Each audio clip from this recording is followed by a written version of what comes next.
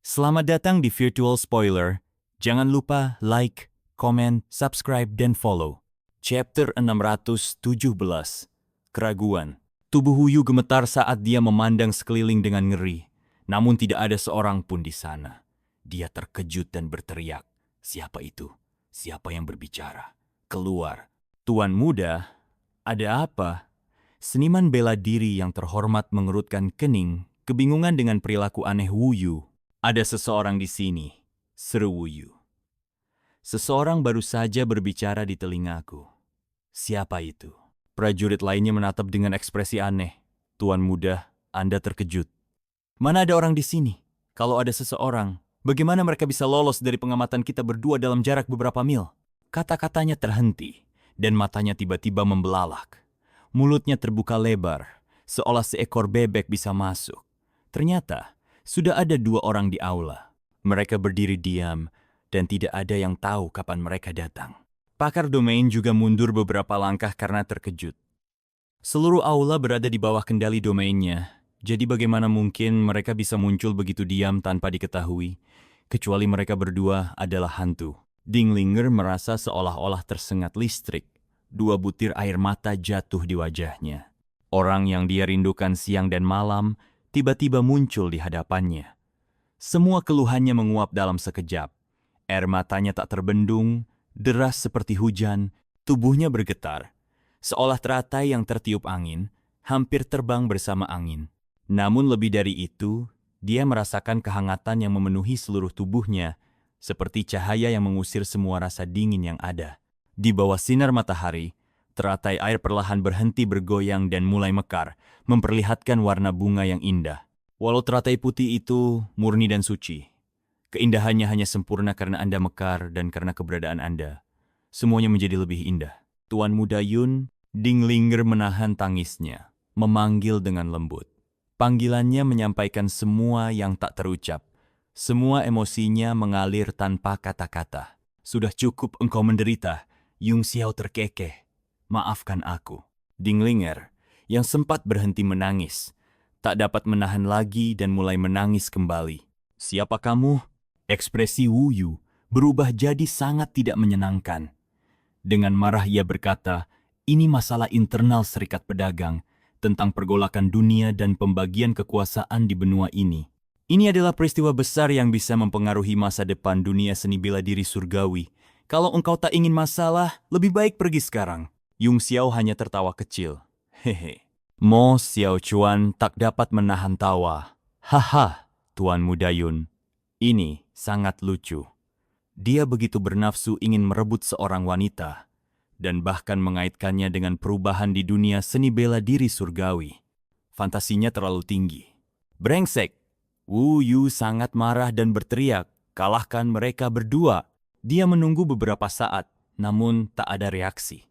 Dengan terkejut, dia melihat wajah kedua prajurit itu berubah pucat dan mata mereka dipenuhi ketakutan.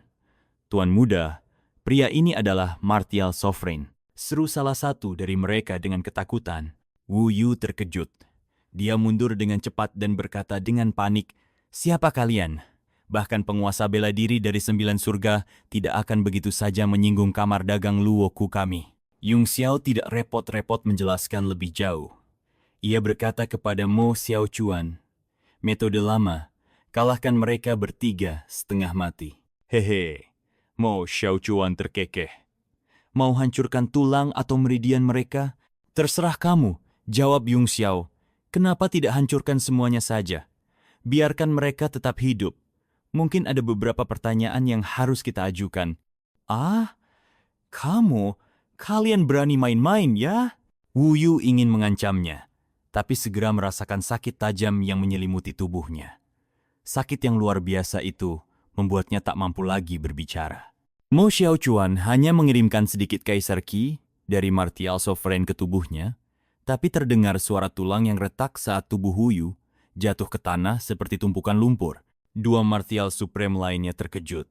Mereka segera berubah menjadi 2 sinar cahaya dan berusaha melarikan diri. Namun, dengan mendengus dingin, mereka merasakan langit menjadi gelap dan kekuatan tak tertandingi menekan mereka. Lalu, Seluruh tubuh mereka terasa sakit dan hampir kehilangan kesadaran. Hanya dalam beberapa detik, Wu Yu dan dua bela diri lainnya terkapar di tanah. Selain kepala dan leher mereka, semua tulang mereka hancur dan meridian mereka patah. Mereka tergeletak seperti 3 potong daging lunak, meringis kesakitan. Ding Peng tertegun. Perubahan yang terjadi sangat dramatis.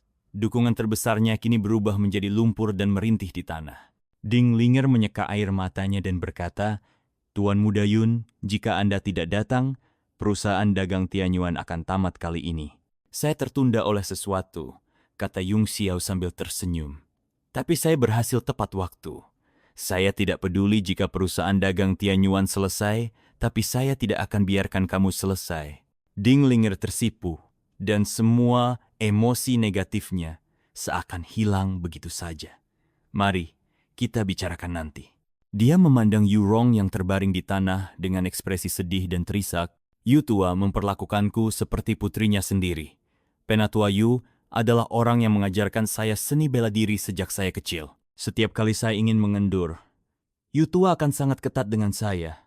Tapi dia tidak akan pernah memukul saya." Dia berjongkok dan menangis sambil memeluk tubuh Yu tua. Ding Peng dipenuhi keringat dingin. Dia mencoba melarikan diri, tapi tak bisa. Dinding yang tak terlihat menghalanginya. Mo Xiaochuan tertawa dingin. "Kamu pikir bisa kabur dengan sampah setingkat ini? Berkolusi dengan orang luar untuk menjual saudara perempuanmu sendiri, mengkhianati fondasi leluhurmu. Tunggu saja untuk dipukuli sampai mati." Ding Peng ketakutan. Dia menunjuk ke arah Ding Linger dan berkata, "Bagus untukmu, saudari. Kamu bohong padaku soal pedang emas dan cahaya perak tidak ada di tanganmu. Dia jelas hanya berpura-pura menjadi ular. Pertama, dia menggunakan perintah Tianyuan untuk menstabilkan saya. Lalu diam-diam memanggil orang-orang dari Golden Edge dan Silver Radiance. Kamu memang adikku yang baik. Bersekongkol melawan saudaramu sendiri seperti ini." Ding Linger menangis lebih keras lagi, memeluk tubuh Yu tua. "Pa!" Yung Xiao menampar Ding Peng di udara, membuatnya terpental dan memuntahkan semua giginya. "Xiao Chuan, lanjutkan tamparannya. Jika dia pingsan, tusuk titik akupunturnya di kuci. Tampar dia selama beberapa jam dulu." "Tuan Muda Yun," kata Mo Xiao Chuan dengan canggung, "agak sulit menampar seseorang selama berjam-jam tanpa membunuhnya."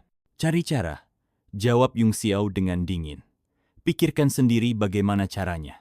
Saat itu, sejumlah besar seniman bela diri datang dari luar, mengejar mereka berdua. Namun, begitu melihat kondisi di aula, mereka tertegun. Lalu, pemandangan Mo Xiaochuan yang terus menampar wajah Ding Peng tanpa henti membuat mereka semakin terkejut, ingin segera bertindak menyelamatkannya. "Kalian semua, berhenti."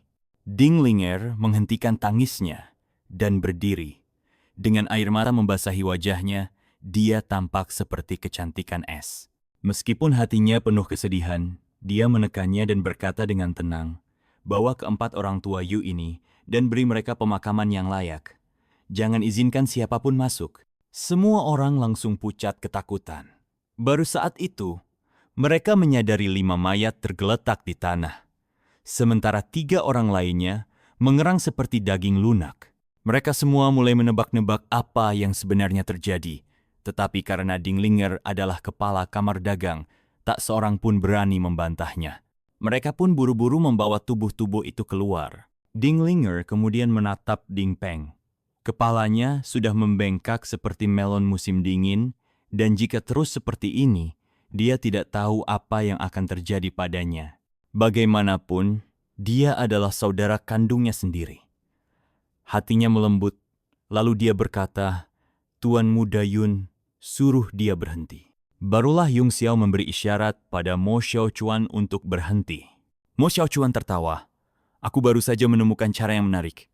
Setiap kali aku menamparnya, aku mengalirkan sedikit ki primordial ke wajah dan pembuluh darahnya, membuatnya perlahan membengkak. Aku harus mengendalikannya agar kepalanya terus membesar tanpa meledak. Ini adalah ujian kemampuan." Ding Linger menatap wajah Ding Peng yang sudah berubah jelek dan mendengar kata-kata Mo Xiaochuan. Seketika, kulit kepalanya terasa mati rasa. Aku tak pernah menyangka saudara laki-lakiku sendiri sanggup melakukan hal seperti ini hingga menyebabkan kehancuran kami, katanya sedih. Semua ini terjadi sebelum konferensi. Perusahaan dagang Tianyuan benar-benar dalam masalah kali ini. Aku baru saja tiba di kota Songyue, kata Yung Xiao. Sepertinya memang sedang terjadi badai besar. Ngomong-ngomong, bukankah Kaisar Muda dan Yunxiang bersamamu? Mereka sudah di sini, jawab Ding Linger. Tapi aku diam-diam menempatkan mereka di kota sebagai kekuatan rahasia untuk mencegah mereka terekspos. Selama ini, aku tidak bisa makan atau tidur dengan tenang. Aku sudah menerima transmisi suara dari kakak Hang Xuan, tapi belum melihat kehadiranmu. Tuan Muda Yun, akhirnya engkau datang, katanya sambil tersenyum. Rasanya seperti bebanku terangkat. Aku tidak perlu merasa terlalu lelah lagi. Perusahaan dagang Tianyuan adalah salah satu dari 8 anggota eksekutif Serikat Pedagang. Dan kau adalah kepala perusahaan. Kenapa engkau tidak bisa menangani masalah kecil seperti ini? Tanya Mo Xiaochuan dengan ekspresi aneh. Aku mendengar kakakmu menyebut sesuatu tentang Golden Edge dan Silver Radiance. Apa itu? Ceritanya panjang. Ding Linger menghela napas. Meskipun aku kepala perusahaan dagang Tianyuan, tugasku hanya mengurus bisnis. Ada 2 kekuatan yang sangat kuat, yaitu Golden Edge dan Silver Radiance. Tapi keduanya selalu berada di tangan ayahku. Bahkan aku sendiri belum pernah melihatnya secara langsung. Oh, itu cukup aneh. Ding Shen. Yung Xiao mengerutkan kening. Aku pernah bertemu dengan Ding Shen beberapa kali, tapi aku tidak terlalu punya kesan tentangnya. Apa maksudnya melakukan semua ini? Bahkan untuk urusan sepenting ini, dia tidak mengirimkan seorang ahli pun. Apa yang sebenarnya dia rencanakan? Jangan bilang dia benar-benar tidak peduli dengan 2 kekuatan itu mustahil. Tidak, Ding Linger membantah tegas. Aku masih ingat dengan jelas pesan ayah saat menyerahkan kamar dagang kepadaku. Dia memintaku untuk melakukan yang terbaik demi membangun kamar dagang. Ayah sudah tua dan tak berdaya dalam urusan ini. Mu Xiaochuan mendengus dingin. Dia punya niat, tapi tidak punya kekuatan. Namun, dia tetap memegang kendali atas inti kekuatan kamar dagang dan tidak mau melepaskannya. Aku rasa dia sedang merencanakan sesuatu. Ding Linger terkejut, tubuhnya yang halus bergetar tanpa sadar. Ia terus menyangkalnya dalam hati, tetapi sebuah tanda tanya besar mulai muncul. Kata-kata Mo Xiaochuan memang masuk akal, namun ia tak pernah meragukan ayahnya sebelumnya.